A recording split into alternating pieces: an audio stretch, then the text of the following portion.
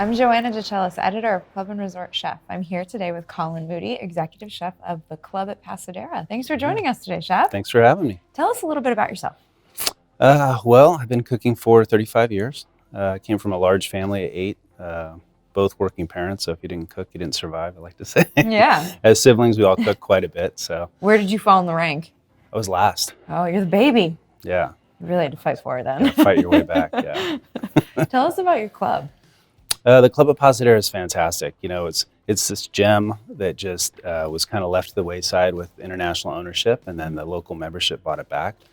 And they've just been fantastic to work with. It's one of the only Nicholas resorts in the peninsula of Monterey, California. Oh, okay. And so it's really unique. It goes up into the hills. It just has rivers going through it. It's just a gorgeous course and just a warm, fun membership that just want to have fun. What's the food and beverage program like? We have dining pretty much 4 days a week, Wednesday through Sunday. We have brunch service. We have a pool, exercise studios, lodging. So a little bit of everything for everybody. Yeah. How much do you do in annual F&B? We're doing around 2.5. Okay. Yeah. How long have you been there? Just a year. Okay. Yeah. So what brought you into this club? I had just left MPCC and I was doing my own thing and having a good time doing it. But they reached out and said, hey, come and check it out. We'd love to have you here. And as I met the membership and the ownership, it was just, I could tell it was going to be fun. Yeah. And they're all excited. We're all high-fiving each other. Just let's have fun and make it wonderful. Yeah. So What's your culinary philosophy? I'm a fan of just making your whole tongue happy. You know, it's as simple as that, using local ingredients and just spinning stuff and tasting it. I feel that the whole team makes a better dish, so anybody can kind of make a dish or pull something out of where, but I think it's more important that everybody taste it and chime in on it. So, it's definitely on the level we're at in the terroir. It's a Mediterranean vibe. Yeah. So we certainly tend to fall on that path, but just purveyors kind of drive it too sometimes. So if somebody, the guy calls me up on the boat and says, hey, I got, fresh swordfish that we harpooned, we're using that. Yeah. So, that's really cool. Yeah. What is, you've been there a year, so how have you impacted the operation so far? Well, I don't come in like a bull in a china shop. I'm definitely not that kind of chef, and I don't think the staff appreciate that. So for me, it's always the first step is learning kind of what the culture is, because most clubs have a culture.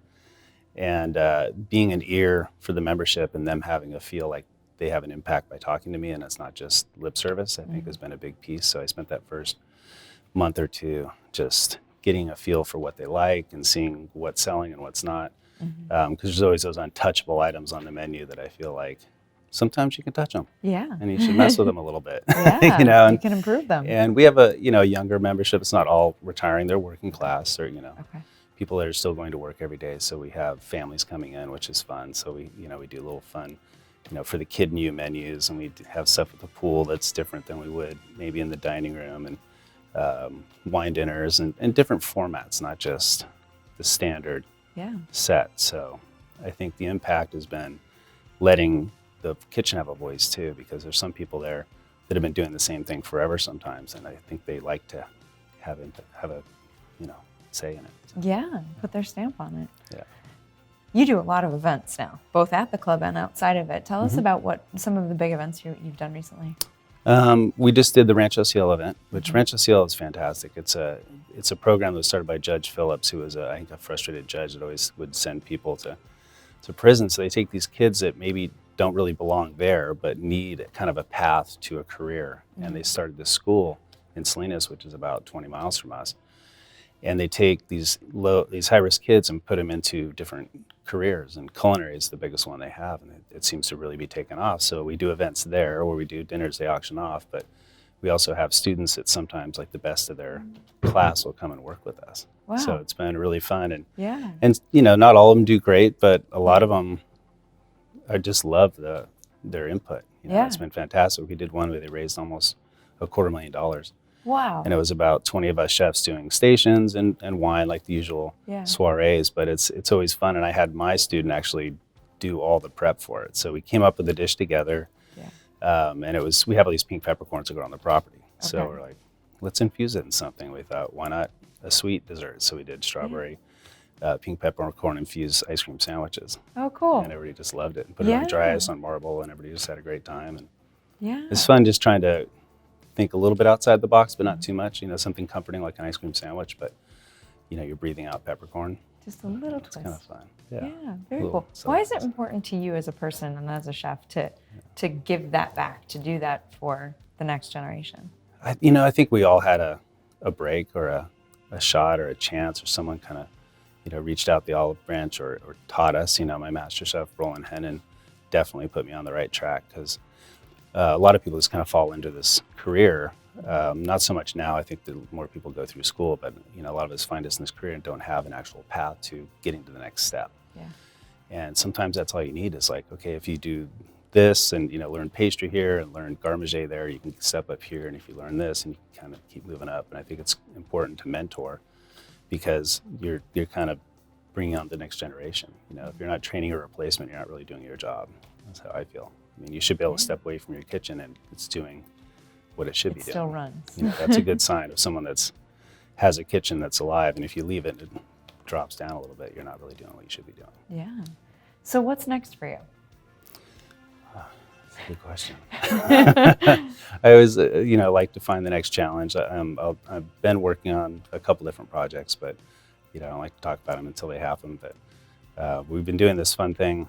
It's a spearfish and catch and cook thing. That's a competition. Okay. And I just got pulled into it as a judge, and then I'm like, this is badass. Like, it's pretty cool. Like, these guys are going out spearfishing, cooking on the beach, and then we were judging it. But I just like the whole idea of teaching people about their environment, where things come from. And some of the stuff they catch, we can't get as chefs commercially, because oh, really? It's just not allowed, because you can't commercial fish everything. Yeah. So it's been fun to see the different stuff they bring in, and we're doing another one this year. So it's kind of a fun little deal, and the guy's going to take me out. I'm going to start doing some spearfishing too. Oh, I just love all these different little projects, Yeah. It's been really fun. What's the best piece of advice you've ever been given as a chef? Besides stay busy. Check. Best advice I had was actually from my master chef. And he said, don't fuck up. Sound advice. But I took it in the sense that, like, don't, stay present. I took it beyond that, his French words. But he's a funny guy. And anybody that knows Master Chef Roland Hennon not only fears him, but loves him. Yeah. Because it's really as simple as that. Just, you're only as great as your last meal, your last service. Don't rest on your laurels. Keep pushing. Stay hungry. It's a constant learning situation. If you feel like you've reached something or a pinnacle, then you're done. And you want it to be a fun adventure. Yeah. Well, thank you so much for joining us today, Chef.